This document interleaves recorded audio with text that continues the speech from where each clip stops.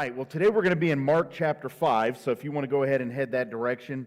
I'm going to be using the NIV today, and if you don't have an NIV Bible, we'll have it up on the screen, so you're good to go either way. You know what, one of the worst things that I've ever seen in my life happen, probably, it was back in 2009. So I went on the first time that I went on a mission trip to China, we went over and we're walking the streets one day in Hunchun, China. It's an area up in northeastern China. It's actually right on the North Korean border with China.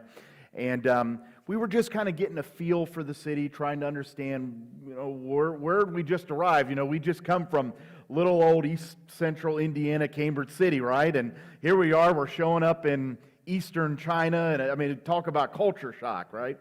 So we were trying to get a feel for the area. And I remember we were walking around one day, and there was this group of people that were kind of huddled around. I think it was a restaurant or a store or something. And there, sitting around them, was a young woman whose arms and her legs were totally disheveled. Like she wasn't able to do anything. And it just absolutely broke my heart seeing a woman that was not able to do anything, and people were just kind of like standing there looking at her. And I remember our group, we went up and we said a few things and we gave her a little bit of something, but that image, and goodness, it's been 13 years ago, that image has stuck with me all these years, because I'm like, what more could we have done something more in that circumstance? It's really kind of, it's really kind of haunted me, I guess you can say, in some ways. And in that moment, I remember walking away and even thinking with this question of, was there anything more we could do? There's these things that came to mind, these excuses, I guess you could say, that came to mind. Well, Danny, there isn't really much you could do because you're from the other side of the world. Danny, there's not much you could do. You don't know her language. How are you going to even talk to her? I think of those excuses and I'm like, wow, why did I allow those excuses to get in the way of me showing true care? And you know what? Those things happen to us right here. Happens right here with us. Right here, we see people who are in need of God's love, in need of God's care. And what do? We come up with a reason not to. Maybe we think that they don't deserve it. Maybe we know their past and their history and we avoid them. Maybe they've made choices and there's that temptation to think this very unchristian idea, but yet it's still there, that they kind of, maybe they get what they deserve because of those choices. If you've ever said that before, just by the way, that's an idea of karma. That's not biblical, by the way. Okay? Karma is not biblical. Maybe you've even said that kind of joking, that's karma. That's not biblical, okay? Because God, in His grace, says that we should extend His love to those even when people don't deserve it. We don't deserve it, do we? And yet here we are, and we've received it, and we experience it. And so I want you to think a little bit today about how do you care for others? And maybe a bigger question for us to look at today, and we're going to try to answer this. Jesus answered this for us, is what is standing in the way of you caring? What's standing in the way of you caring about the people who are around you in your life? See, in Mark chapter 5, we're going to read through here that we meet three different people who are in the worst of circumstances. Each of them had something that could stand in the way of other people helping them, of even Jesus helping them. And that begs the question, what would Jesus do in these circumstances? Because I think we can learn a lot from Jesus about how we can care for people. And Jesus, if we remember going back to last week, we talked about how Jesus was on the boat and they went across and the storm came up, and we talked about peace and that we have to remember who was in the boat with us. And so the disciples, they had just braved this crazy storm, and so they come on shore, and yet again, what do? They find a lot of people who are in need. And look what it says here. Let's go ahead and start in verse 1. It says, they went across the lake to the region of the Gerasenes. And when Jesus got out of the boat, a man with an evil spirit came from the tombs to meet him. Now, for us today, going to a cemetery isn't viewed in quite the same way as they did back then. Now, granted, today in our pop culture, there is this idea that cemeteries are haunted places. Around Halloween, what do you usually see? You see the tombstones and people's yards because they're trying to denote this idea of being haunted. And really, honestly, back in the first century, they felt that way, but maybe in a much more extreme way because it was considered an unclean place. You know, for some of us, we might go to a cemetery to kind of reminisce, to remember a loved one. But back then, that was really not something you would do. Because there was just something about going into a cemetery that was unclean. And so when this man comes running out from among the tombs and from the cemetery, the Jews would have seen this man as someone who was extremely unclean. And the Gentiles in the crowd, they would have said, hey, this guy's haunted. There's something going on here. And look what it says here next. In verse 3, it says, not only did the man hang out in the tombs, he lived in the tombs, and no one could bind him anymore, not even with a chain. For he had often been chained hand and foot, but he tore the chains apart and broke the irons on his feet. No one was strong enough to subdue him, and night and day among the tombs and in the hills, he would cry out and cut himself with stones. You talk about meeting a person in a very unexpected place and in a very unexpected way. I mean, could you imagine today going down right here in Cambridge City to the Riverside Cemetery and finding this gentleman in the cemetery? It'd get your attention pretty quick. This was a very unexpected circumstance that they would run into. Now, this account tells us that there was only one man. If you look in Matthew and Luke, two of the other Gospels, it points out that there were actually maybe others there. But in this circumstance in Mark, it focuses on one. Okay? And then it says in verse 6 is that when he saw Jesus from a distance, he ran and he fell on his knees in front of him. So this man knew exactly who Jesus was. And you know what's ironic here? That this man who was filled with demons knew Jesus better than probably even his own disciples. If you go back and remember last week, remember the disciples are in the boat with Jesus and the storm's about to inundate them, and what are they? They're scared out of their mind because they had forgotten who was in the boat with them. But here we see this demon-possessed man, and he knew exactly who Jesus was, and he shouted at the top of his voice in verse 7. What do you want with me, Jesus, Son of the Most High God? Swear to God that you won't torture me. For Jesus had said to him, come out of this man, you evil spirit. You know, what this spirit is literally saying, he's saying, what is it that you want with me? Because I have an agenda and you have an agenda, and these two agendas, they don't come together. What are you doing here, Jesus? And then Jesus just simply asked him, he said, what's your name? See, this man, his personality, his being had been taken from him by this demon. And I love how Jesus starts off by just saying, you know what? You're loved by God. You are a person. What's your name? I want to know who you are. But look what he says. He says, my name is Legion, for we are many. And he begged Jesus again and again not to send them out of the area. We're not 100% sure why these demons called themselves Legion. We do know that back in this time, the Romans had legions. The legion was made up of about 6,000 soldiers. So perhaps it was it was kind of a reference to the many demons that was in this man, maybe even thousands of demons. And they were afraid. And notice here it says that they begged Jesus over and over again not to release them. I mean, they were scared of Jesus. They knew what Jesus could do. And then in verse 11 it says that there was a large herd of pigs that was feeding on the nearby hillside. And the demons begged Jesus, send us among the pigs and allow us to go into them. And what did he do? He gave them permission. And the evil spirits came out and went into the pigs. And the herd, about 2,000 in number, that's a lot of pigs, isn't it? 2,000 in number, rushed down the steep bank into the lake and were drowned. Now, things are getting really strange here, right? It's a little strange. 2,000 pigs, they come running down the sides of these mountains that went around the Sea of Galilee, down into this sort of this plain that was around the edge of the seashore, and they went into the water. But if you notice there, They say, you know what, if you're going to release us, if you're going to let us go, don't send us back to Hades or to hell, but put us in those pigs.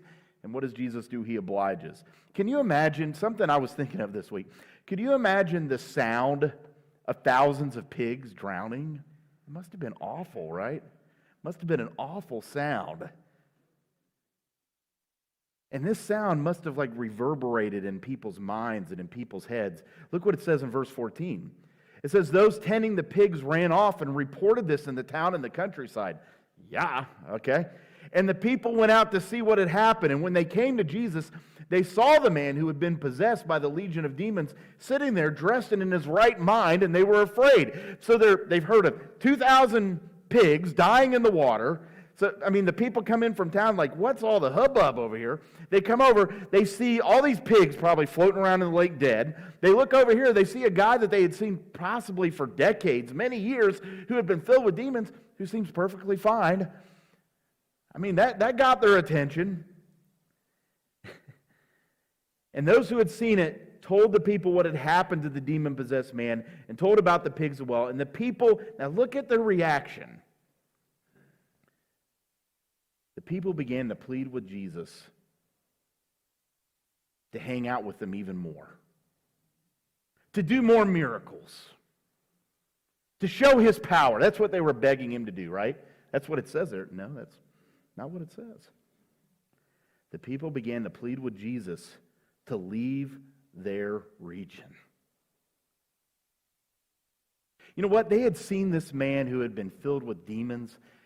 And what did they do in response? They didn't like that Jesus had invaded their normalcy. They had gotten used to this man being this way. They liked the way things were. They didn't want Jesus to come into the status quo and take the status quo away. They didn't want things to be changed because it was going to cost them something. Cost them their flock, their herd of pigs, didn't it? It cost them their normalcy. And so what happens in verse 18? Jesus gets into the boat, and the man who had been demon-possessed begged to go with him, and Jesus didn't let him. He said, go home to your family and tell them how much the Lord has done for you and how he has had mercy on you. And so the man went away and began to tell in the Decapolis, that was 10 cities that were in the region, how much Jesus had done for him, and all the people were amazed. See, not only was this man thankful, but he was excited about what God had done, what Jesus had done. Think of the scars that he had from those years of being possessed, the experiences he had, and God was now going to use that to show his goodness to other people. You know what? I look forward perhaps to the day of meeting this man in heaven and hearing his story. But see, there's something here that I want us to see from this passage, from these first 20 verses. We need to be ready to help and to show love and show care in the most unexpected of places. You know what? When it comes to caring for people, God is most likely, he's not going to call you to an easy place. I think that's often what stands in the way of us helping and caring for people, is because it often, like what happened to the crowd there in that area of the Gerasenes, it cost them too much. It costs too much to care. And I think that's maybe where we run into problems. It's going to cost too much time. It's going to cost too much love. It's going to cost too much money. And so what do? It stands in the way. You know what? Our world, each and every one of us, we are all enslaved, maybe in a slightly different way, but really in much the same way as this man in the story. We're all enslaved to sin. We've all been separated by God from our sin. And so that can often get in the way and make it hard for us to reach out to others who are enslaved. In many ways, we've become like the world around us. We're only willing to care for people who are easy to care for. Maybe it's our family. I know sometimes even our family isn't hard or isn't easy to care for. But for many of us, it is. And so what do? We only care for those that's easy to care for. We only care for our family. We only care for our friends. We only care for people that think like us. We only care about people who look like us. We only care about people who have finances like us. And we allow all of these labels and all of these, these traits, these personality traits, and to somehow determine whether we're going to help. And we are so afraid of allowing the status quo in our lives to be changed. I think right here, even in our own country, we would say that while there are things in our country that we're not happy about, have we really allowed God to change the status quo? Well, of course not, because it would cost us something. See, when Jesus came into this world, he came to disturb our comfort. And yet, so many times we don't want to pay a cost. He came to disturb our possessions. We don't want to give anything up to anyone else. He came to disturb even our beliefs. We don't want Jesus to change our thoughts or our political beliefs. We don't want him to disturb the status quo. See, we should be more like, isn't that right? If you think of this story, to me it's very interesting that the man who enjoyed a change in the status quo was the man who had been in prison the most. But when he received that release, he was so glad that the status quo had changed in his life. And I can only imagine what can happen in our lives if we allowed the status quo to change in us. What are we missing out on because we've just given into the status quo? Now let's keep reading here, because there's a lot in this passage today. In verse 21, when Jesus had again crossed over by the boat to the other side of the lake, a large crowd gathered around him while he was by the lake, and one of the synagogue rulers named Jairus came there, and then seeing Jesus, he fell at his feet, and he pleaded earnestly with Jesus. He said, "My daughter is dying. Please come and put your hands on her, that she will be healed and live." And so Jesus went with him. Now I want to stop here, because we're going to see that as Jesus goes along the way, some other things happen. So we're going to come back to Jairus here in a minute, but there is nothing that hits our heartstrings more than we see a child that is confronted by death. There's so many reasons for that. Maybe it's because they haven't been given their full life to be able to live. There's the innocence of a child, and it was no different then. When a child was dying, just like a child dies today, it's so devastating. And so we see Jairus here, who is desperate. He doesn't know what else to do. His daughter is going to die soon, and he didn't know what else to do. And so what does he do? He goes to Jesus, and there's something really interesting about Jairus. It says here that Jairus was a leader in the synagogue. Well, if you remember in the rest of the book of Mark, synagogues weren't exactly Jesus', they weren't exactly allies with Jesus. Okay? Many of the synagogues actually kind of stood up against Jesus. So we have Jairus, who is kind of a leader in the synagogue, and he's willing to put aside all of his beliefs, all of the prejudices that he's carried with him. He's willing to put all those things aside. I'm sure there were people in the synagogue that had trashed Jesus to no end. But he was willing to lay that aside because he wanted help for his daughter. You can see the desperation in this man. And so, we'll come back to him here a little bit later, but think about that. He lays aside his politics. He lays aside his theology. He wanted to get help for his daughter. So as Jesus is on the way, it goes on to say, a large crowd followed and pressed around him, and a woman was there who had been subject to bleeding for 12 years. And she had suffered a great deal under the care of many doctors and had spent all she had, yet instead of getting better, she grew worse. And when she heard about Jesus, she came up behind him in the crowd, and she touched his cloak, because she thought, if I could just touch his cloak, I will be healed. And immediately her bleeding stopped. And she felt in her body that she was freed from her suffering. You know what? When I look at Jairus, we talked about a minute ago, Jairus was very bold in asking for help, wasn't he? He pushed his way through the crowd and said, "My daughter's about to die. I need help." But now we meet this woman who is bleeding, who tries to kind of sneak a healing from God. You notice that? She said, maybe I could just kind of sneak this one in. And there was a reason why she felt like she had to do that, because she had been ostracized. She had been pushed onto the fringes of society because of her physical condition. It really wasn't unlike what we see in our world today, like in places like India and the caste system, where there are certain people who are considered untouchable. A woman like her who had continual menstrual bleeding was a person who was considered unclean. They would not be allowed to go into a synagogue. They wouldn't be allowed to go into the temple. And so she had been pushed aside. Society had pushed her to the side. She was even cursed by her community. People would think, well, she must have done something to deserve this. But she knew that Jesus was her hope. She knew that Jesus could provide the healing that she needed. She didn't feel worthy enough to directly go up to Jesus. She had been programmed. Over these 12 years it says that she was bleeding, she had been programmed to be ashamed of who she is.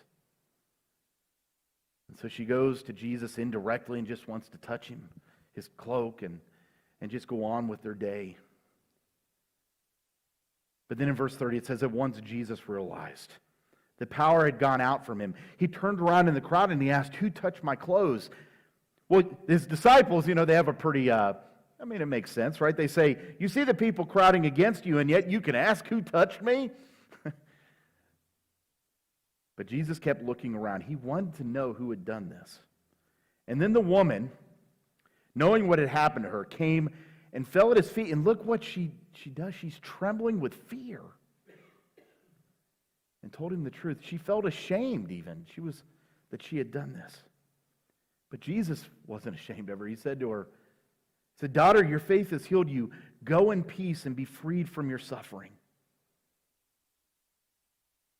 See, Jesus wanted to know who had faith and just touching him. While the disciples thought it was an accident, the woman needed Jesus. They needed his healing, and so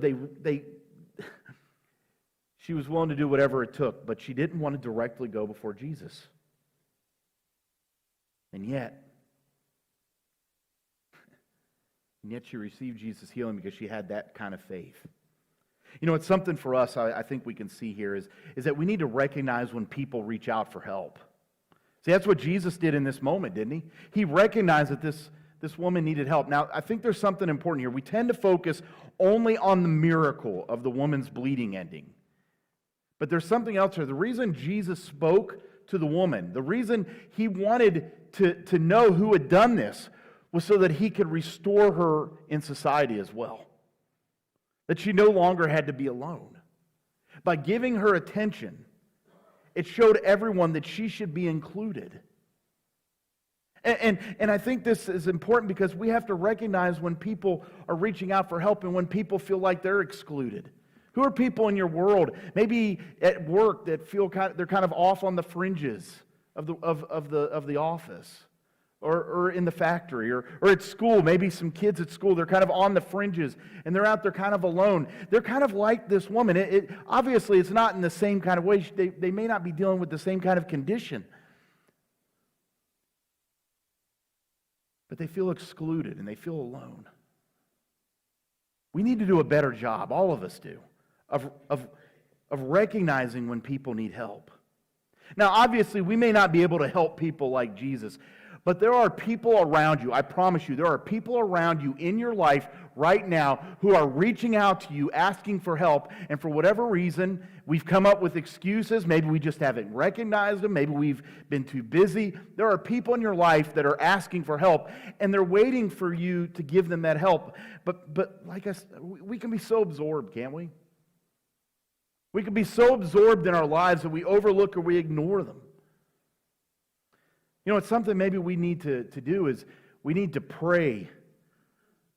We need to pray more so that we could be more sensitive. I liked what somebody I was reading through this week said. They said that we need to pray and be more imaginative in understanding how other people feel. When was the last time you stopped and you tried to imagine what somebody else was going through? Like truly empathize, truly understand what they're going through. If you have a hard time with that, I want to encourage you to pray and ask God to help give you that ability and that gift. And He's going to provide people in your life to be able to use that gift. We need to be a little more imaginative in this way. And we need to stop ignoring it.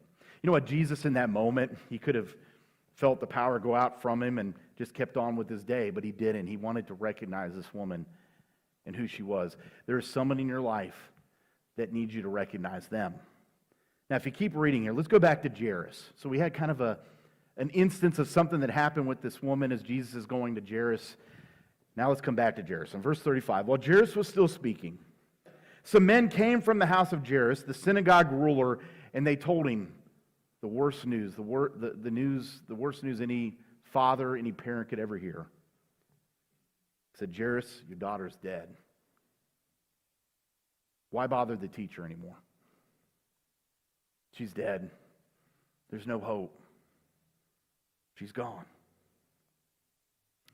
And it seems like Jesus is just too late. He didn't get there fast enough. He'd been too busy trying to heal a woman who was unclean.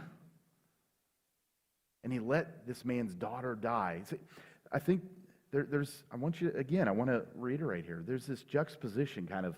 You have Jairus, who is considered this holy and devout man who should have gotten Jesus' ultimate attention. That's how the people then would have seen it. And then we have this woman who is bleeding, and what does Jesus do? He stops long enough to recognize this woman. And so some in the crowd were probably wondering, what is going on with Jesus' priorities here? Why did He let her slow Him down? If He'd have gotten there a little bit faster, the outcome would be different.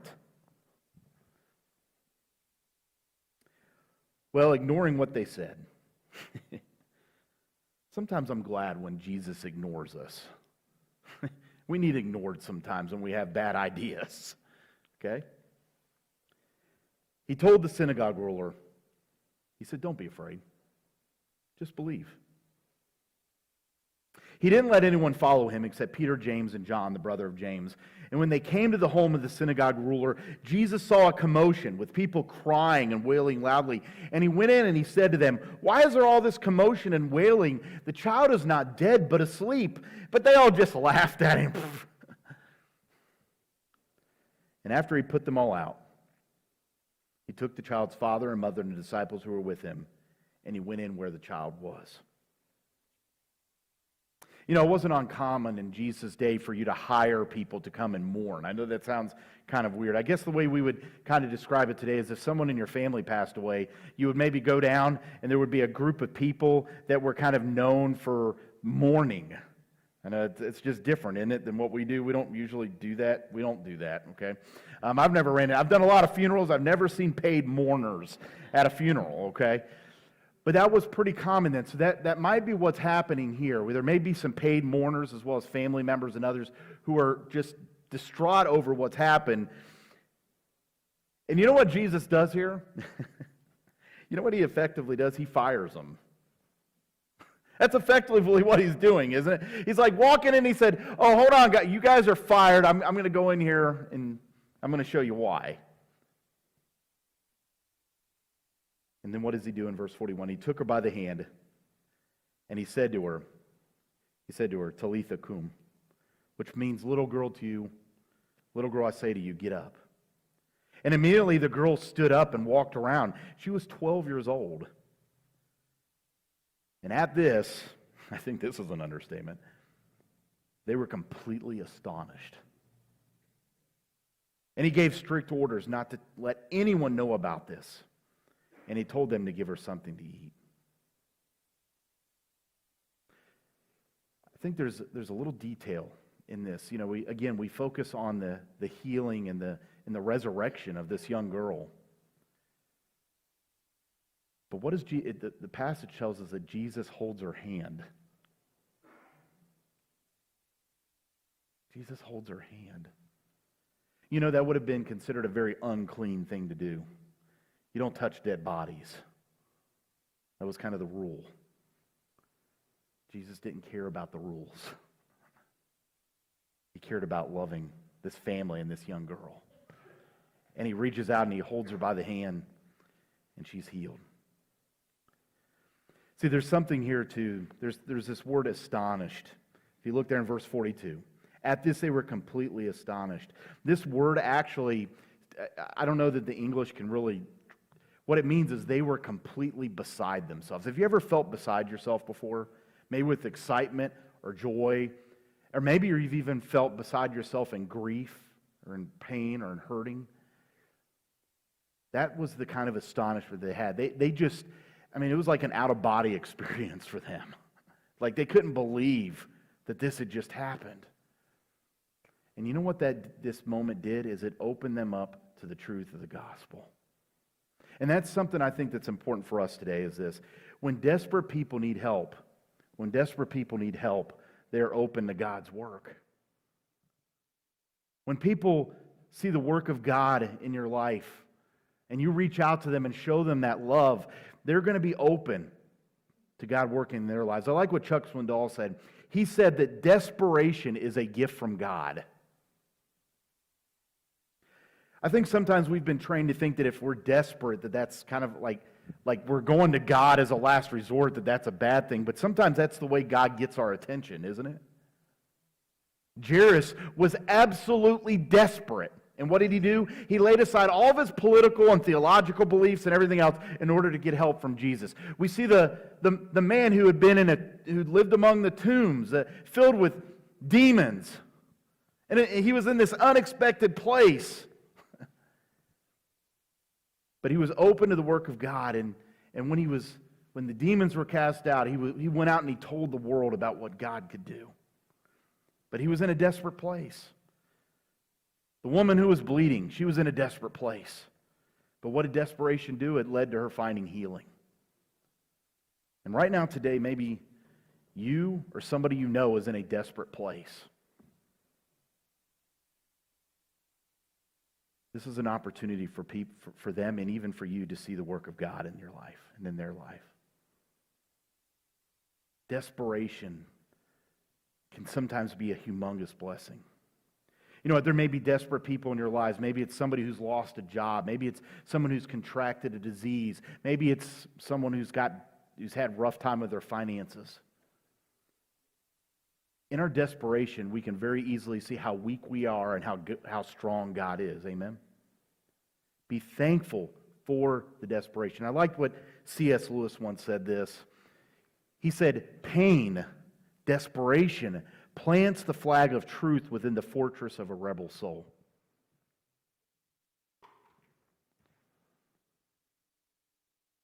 So many times we think we can do this all on our own. We've got it all figured out.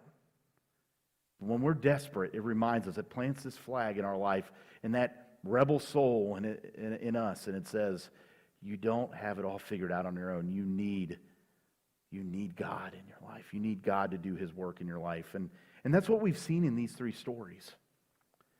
So today, for the main point, I just want to say this, is that caring comes with a cost that's well worth it. You know what? If you're going to care, you're going to have to lay aside a few things. You're going to have to lay aside your dignity. You might have to let others think less of you in order to care for someone. When Jesus went into the cemetery that day, when the man come running out from the cemetery, I should say, if he were to fit in with the culture, he should have just avoided this man, but he didn't. He was willing to lay aside what other people thought of him in order to care. You might have to give up some things to really help with your possessions. Are you just so wrapped up in your stuff that you're not willing to give those things up to help, to serve? Maybe there's prejudices that you've carried in your life for a really long time. Maybe you have opinions about certain types of people. You're going to have to pay a cost, but the cost is well worth it because we're called to love God and to love others. You know what? Jesus, you may never have thought of it like this before, but Jesus paid a cost to heal for Himself. Sometimes the cost that we might even have to pay is our pride. Sometimes we have to stop looking inward so that we can look outward.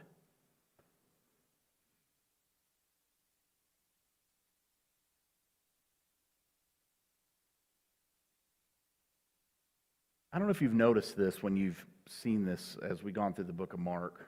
We're going to see it more as we move through the book. Anytime Jesus heals someone, you kind of get the sense that it's taken a little bit out of him. We often see he goes off by himself and prays, or it just seems like there's this little bit of a break that comes.